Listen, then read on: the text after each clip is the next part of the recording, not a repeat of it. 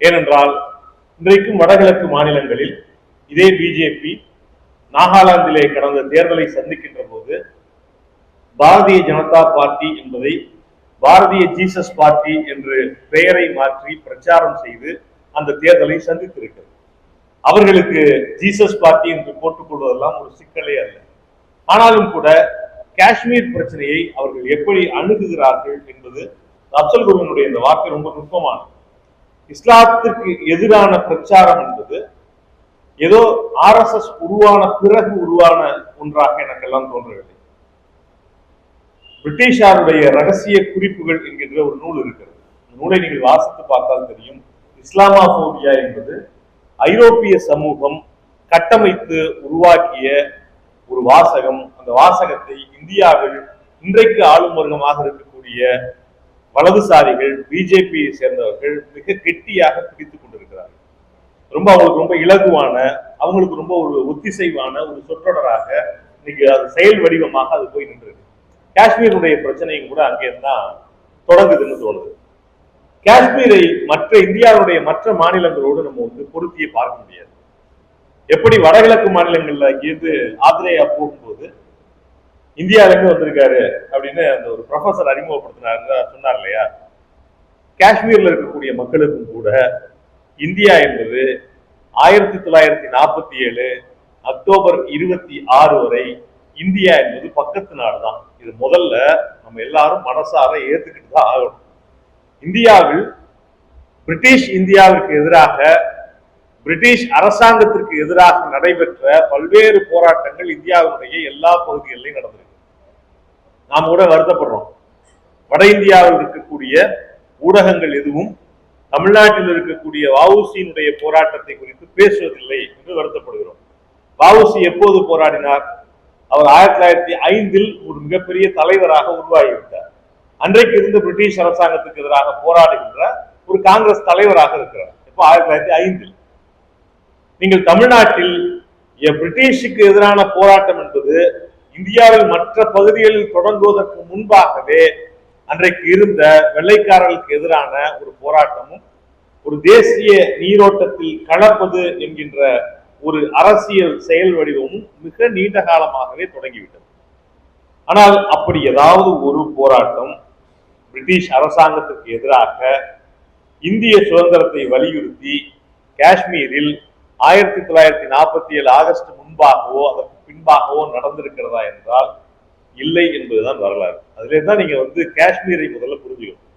ஏனென்றால் காஷ்மீர் மட்டுமல்ல, இந்தியாவில் இருக்கக்கூடிய வடக்கில் இருக்கக்கூடிய மாநிலங்கள் குறித்தான பார்வையே இந்தியா பாகிஸ்தான் பிரிவினையின் போது எப்படி எடுத்துக் கொள்ளப்பட்டது என்று அதனுடைய இந்தியா பாகிஸ்தான் பிரிவினையினுடைய வரலாற்றில் உள்ள போய் பார்த்தா தெரியும். என்ன ஒரு முடிவுக்கு வந்தாங்க? ஒவ்வொருத்தவங்க ஒரு யோசனையை சொன்னாங்க. இந்தியா பாகிஸ்தான் பிரிவினையின் போது இந்தியாவையும் பாகிஸ்தானையும் எப்படி பிரிக்கலாம்? இந்துக்கள் அதிகம் வசிக்கக்கூடிய நாடு இந்துஸ்தான், இஸ்லாமியர்கள் அதிகம் வசிக்கக்கூடிய நாடு பாகிஸ்தான் அப்படின்னு ஒரு தட்டையா புரிஞ்சுக்கிறோம்ல. அதை தாண்டி இன்னும் நிறைய யோசனைகள்லாம் வந்துச்சு. ரொம்ப வின்ஸ்டன் சர்ச்சில் என்று சொல்லப்படுகின்ற மிக பிரபலமான பிரிட்டனுடைய பிரதமராக இருந்தவர், அவர் ஒரு குறிப்பு சொல்றாரு. நம்ம வேணா இந்தியாவை 3ஆ பிரிச்சிடலாமா அப்படிங்கிறது. எப்படி சொல்றாருன்னா, இந்துக்கள் அதிகம் வசிக்கக்கூடிய பகுதி இந்துஸ்தான், இஸ்லாமியர்கள் அதிகம் வசிக்கக்கூடிய பகுதி பாகிஸ்தான், சமஸ்தானங்கள் இருக்குல்ல அவைகளை எல்லாம் சேர்த்து நாம் ஏன் பிரின்ஸ்தான் என்று அறிவித்து விடக்கூடாது அப்படின்னு ஒரு யோசனை சொல்றாரு. கொஞ்சம் யோசிச்சு பார்த்துருந்தா சர்ச்சில் அனௌன்ஸ் பண்ண மாதிரி அவருடைய யோசனையை இங்கு அமல்படுத்தி இருந்தால் இந்தியா என்பது என்னவாக இருந்திருக்கும்னா, புதுக்கோட்டைக்கு போவதற்கு ஒரு விசா எடுத்திருக்க வேண்டும், எட்டயபுரத்திற்கு போவதற்கு ஒரு விசா எடுத்திருக்க வேண்டும், திருவனந்தபுரத்துக்கு போவதற்கு ஒரு விசா எடுத்திருக்க வேண்டும் என்று பல்வேறு இந்தியாக்கள் இந்தியாவில் இருந்திருக்கும். ஆனால் ஒரு கட்டத்தில் ஒரு தேசிய இயக்கத்தின் அழுத்தமும் தேசிய இயக்கம் மக்களிடையே ஊடுருவிய விஷயங்களின் விளைவாக இந்தியாவினுடைய பல பகுதிகளில் இருந்த மக்கள் தன்னெழுச்சியாக, ஒரு எட்டயபுரம் இருக்குன்னா அதே எட்டயபுரத்தில் பிறந்த பாரதி இந்திய தேசியத்தோடு மிக நெருக்கமாக இருந்தார். திருவிதாங்கூர் சமஸ்தானத்தில் இருந்த பல தலைவர்கள் இந்திய தேசிய இயக்கத்தோடு மிக நெருக்கமாக இருந்தார். இந்தியாவோடு இணையறதுல அந்தந்த சமஸ்தானத்துக்குள்ளேயே இயல்பாக மக்கள் இந்தியாவோடு இணைவதற்கு தயாராக இருந்தார்கள். இந்தியாவுடைய வடக்கு மாநிலங்களை கொஞ்சம் ஒரு மேப்பா வச்சு பார்ப்போம் எப்படி இருக்கு. இப்படி பார்க்கும்போது ஒரு 3 மாநிலங்களுடைய பிரச்சனை, 3 சமஸ்தானங்களுடைய பிரச்சனை தான் நமக்கு மீண்டும் மீண்டும் பாடத்திட்டத்துல சொல்லி கொடுத்துக்கிட்டே இருப்பாங்க. என்னென்ன 3 சமஸ்தானம் இந்தியாவோட இணையர்ல சிக்கல் இருந்துச்சுன்னு? ஒண்ணு ஹைதராபாத் சொல்லுவாங்க, இன்னொன்னு காஷ்மீர், இன்னொன்னு ஜுனாகத் என்கின்ற ஒரு பகுதி, அது குஜராத்தில் இருக்கக்கூடிய ஒரு பகுதி. இந்த 3ஐயும் வந்து நம்ம பாடத்திட்டத்தில் திருப்பி திருப்பி சொல்லிக் கொடுத்துக்கிட்டே இருப்பாங்க. 3 தான் சிக்கல், 3 தான் சிக்கல். இந்த 3ல ஜுனாகத்தும் ஹைதராபாத்தும் என்பது முற்றிலும் வேறானது, காஷ்மீர் என்பது முற்றிலும் வேறானது. ஜுனாகத் இருக்கு அப்படின்னா இது குஜராத்தில் இருக்கக்கூடிய ஒரு சிறிய சமஸ்தானம். ஜுனாகத்தினுடைய மன்னராக இருந்தவர் ஒரு இஸ்லாமியர். அங்கே இருக்கக்கூடிய பெரும்பாலான மக்கள் இந்துக்களாக இருந்தார்கள். ஜுனாகத்தினுடைய மன்னர் எல்லைப்புறத்தில் இருந்த பல மன்னர்களுக்கும் மதம் ஒரு பிரச்சனை எல்லாம் கிடையாது.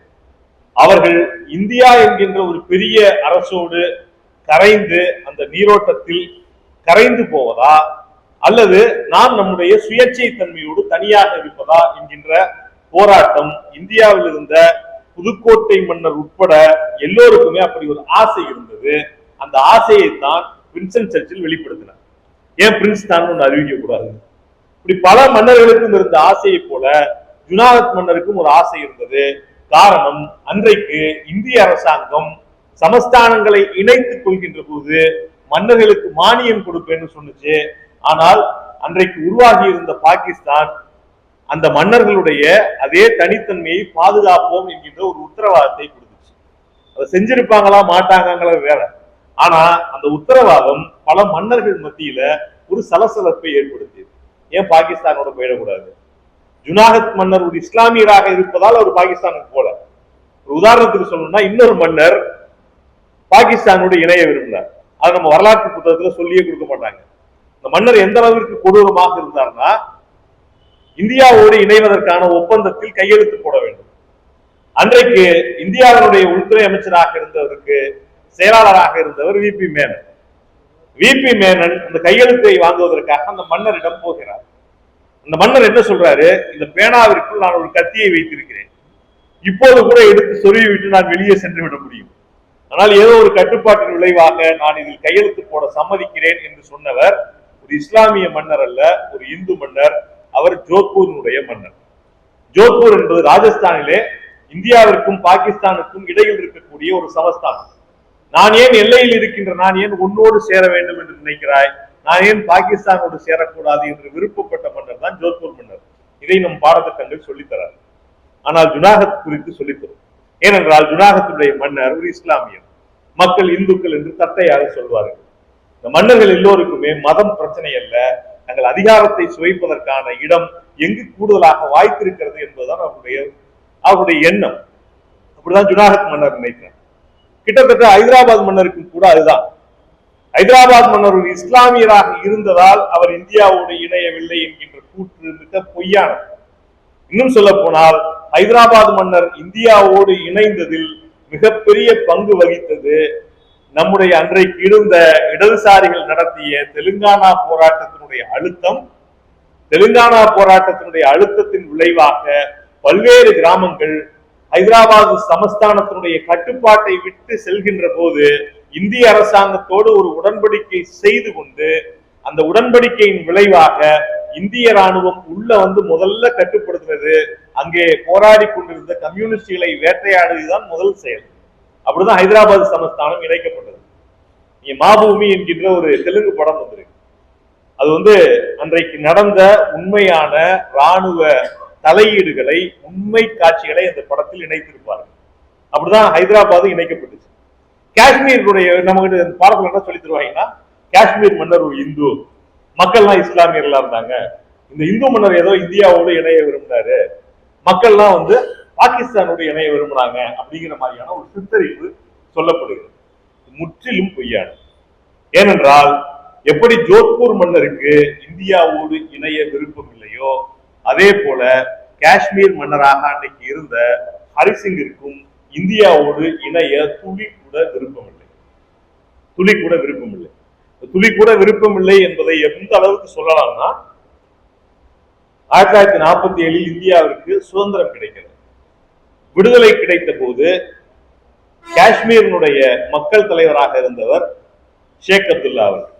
ஷேக் அப்துல்லா அவர்கள் சிறைச்சாலையில் இருக்கிறார். சிறைச்சாலையில் இருக்கின்ற தன்னுடைய தோழரான ஷேக் அப்துல்லாவை சந்திப்பதற்கு இந்தியாவுடைய பிரதமராக இருந்து நேரு விருப்பப்படுகிறார். அந்த நேருவிற்கு அனுமதி தர முடியாது என்று இவ்வளவு பெரிய நாட்டை பார்த்து ஒரு சின்ன மாநிலத்தினுடைய தலைவர் சொல்கிறார் என்றால் அதுதான் இந்திய அரசு மீது அன்றைக்கு ஹரிசிங்க்கு இருந்த மரியாதை. ஹரிசிங் ஒண்ணு இந்தியாவோட இணையணும்னா விரும்பல. இதுதான் இருந்த சூழல். இன்னும் சொல்ல போனா நீங்க நல்லா கவனிச்சு பார்த்தா இந்தியாவோட வடக்கில் இருக்கக்கூடிய மாநிலங்கள் நம்ம வழக்கமா 7 சிஸ்டர்ஸ் சொல்லுவோம். பகத்சிங் பேசும்போது 8 சிஸ்டர்ஸ் சொன்னார். 8வது சிஸ்டர் யார் தெரியுமா? இந்த 7 சிஸ்டர் இல்லாம இருக்கக்கூடிய அசாம், மணிப்பூர், மேகாலயா, மிசோரம், நாகாலாந்து, அருணாச்சல் பிரதேஷ் எல்லாம் இல்லாம இன்னொரு 8th சிஸ்டரால் 70களில் நம்மோட இணைஞ்சாங்க. அவர்கள் சிக்கிம். இந்தியாவுடைய மேப், எல்லையோட மேப் பாத்தீங்கன்னா 7 சிஸ்டர்ஸ் அப்புறம் இருக்கிறது பூட்டான் என்கின்ற ஒரு நாடு இருக்கு. இன்றைக்கும் பூட்டான் என்பது அன்றைக்கும் மன்னராட்சியாக இருந்ததுதான். இன்றைக்கும் அது மன்னராட்சியின் கீழ் இருக்கக்கூடிய ஒரு நாடாளுமன்றத்தோடு செயல்படுகின்ற ஒரு நாடுதான். அது இந்தியாவுடைய எல்லையில் இந்தியாவுக்கும் சீனாவுக்கும் இடையில் இருக்கிறது. அந்த பூட்டான் இன்றைக்கும் தனி நாடாக இருக்கிறது. அதன் அருகில் இருக்கக்கூடிய பகுதிதான் இந்தியாவோடு கடைசியாக இணைந்த ஒரு நாடான 70களில் இணைந்த நாடான சிக்கிம். சிக்கிம் என்பது 70கள் வரை அதுவும் தனி நாடுதான்.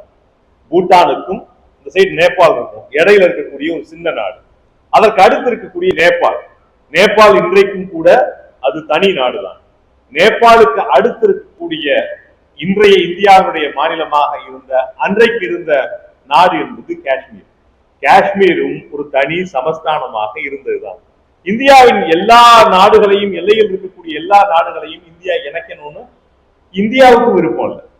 இந்தியாவுக்கு எந்த அளவுக்கு விருப்பம் இல்லைங்கிறதுக்கு ஒரு உதாரணம் சொல்லணும்னா, இந்தியாவினுடைய முதல் கவர்னர் ஜெனரலாக இருந்த மவுண்ட் பேட்டன் அவர்கள் காஷ்மீர் மன்னரை சந்திக்கின்ற போது அவர் கொடுத்த யோசனை என்னன்னா, நீங்கள் பாகிஸ்தானோடு இணைவதுதான் சரி என்று மவுண்ட் பேட்டன் பேசி இருக்கிறார். இது இந்திய அரசாங்கம் அதை கண்டிச்சு கூட அன்னைக்கு எதையும் சொல்லல.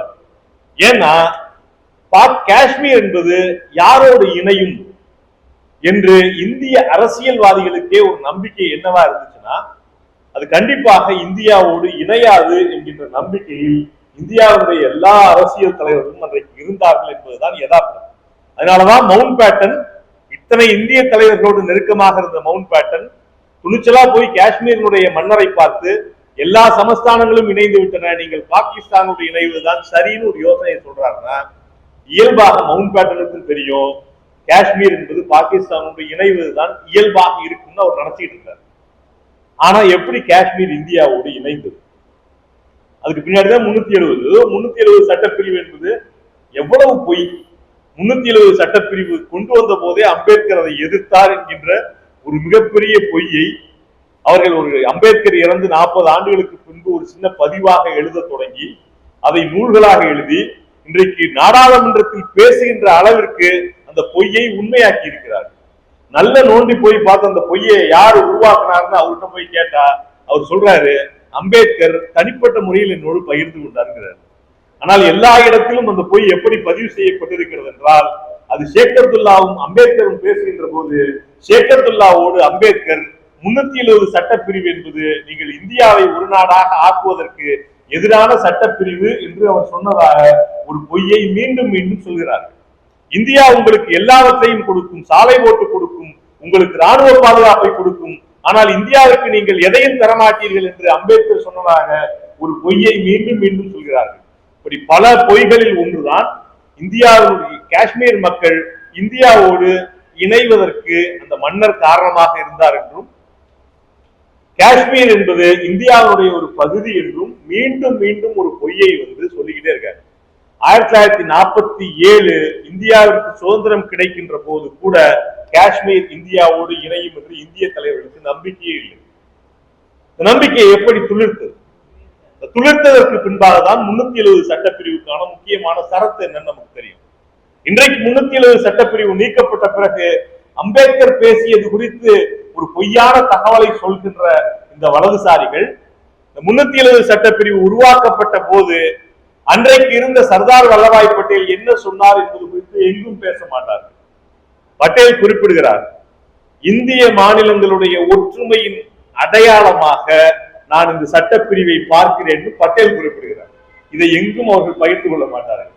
பட்டேல் மட்டுமல்ல, அன்றைக்கு இருந்த இந்தியாவுடைய பல தலைவர்களும் அப்படி நினைச்சாங்க.